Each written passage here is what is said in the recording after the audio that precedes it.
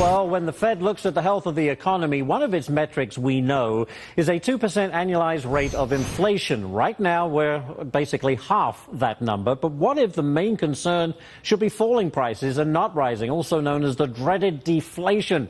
Let's bring in Mark Zinder. He is the former national spokesman for Franklin Templeton and is president of his firm, Mark Zinder and Associates. Mark, thank you so much for being here. Ashley, thank you. That's a good point. Is the fear of deflation still very much out there? Oh, very much. As a matter of fact, the 1.1 that you just mentioned is actually CPI, but the Fed likes to use PCE, which is Personal Consumption Expenditure Price Index. Right. And it's showing last month was 0, and the year-over-year is 0.8. Take out the West Coast, deflation. So are we going down the same rabbit hole as the Japanese?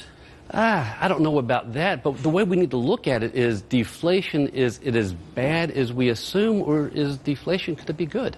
So is the Fed out of tools? I mean, does it come down to fiscal policy getting us out of this? I think the next thing is fiscal policy, but what's the Fed's next move? Is it raising rates? Do they lower rates? We have slow growth. We have too low inflation. That's not exactly the best environment to be raising rates in, is it? I don't think so. And if you look at other countries, Japan, Denmark, European countries, they're lowering rates. They're going negative. Do we go negative? Well, I was going to ask you that. Do we? I can't imagine it, but because that's a slippery slope right there, is it not? Well, it is indeed, but the Fed's prepared for it. They couldn't do it in 2008 because of legal reasons. They couldn't do it because they were concerned that the money market funds would break a buck. Right. And so now they've put all this in place. And Janet Yellen said just recently, we're prepared for the next adverse scenario.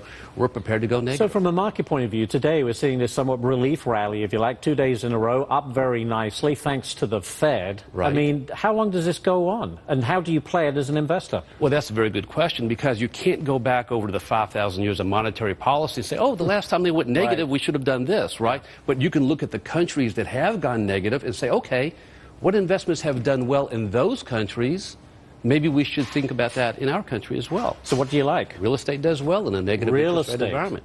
Fixed income, bonds would do well. We're all concerned about bonds because the Fed may go up on the Fed funds rate, and their initial move will probably be up. So if I take your advice, how do I play the real estate game? What's the best instrument to invest in? I do it through REITs. Through REITs, real estate investment trusts. Absolutely. That's the way to go. I would do it. We've seen a lot of money sitting on the sidelines still. Do you think this is a kind of somewhat of a technical player's game right now, and for investors just kind of sit and wait, and the fear that this market is just so overpriced that it's due for a big correction? I work for John Templeton. I'm fundamental, right? So I don't look at the technicals. There's nothing fundamental about this market.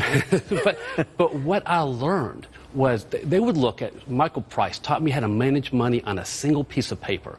And what he would look at is price to book. Okay. Now, historically, price to book has been 2.75 times book. Overvalued would be 5 times book. Right now, we're at 2.89 times book. So not that bad. Not overvalued. So despite all the efforts, all the cheap money of the Fed, we're okay. I think we're okay. Interesting. Should the Fed raise rates in December based on the sluggish economy up Not with deflation looming. I don't see.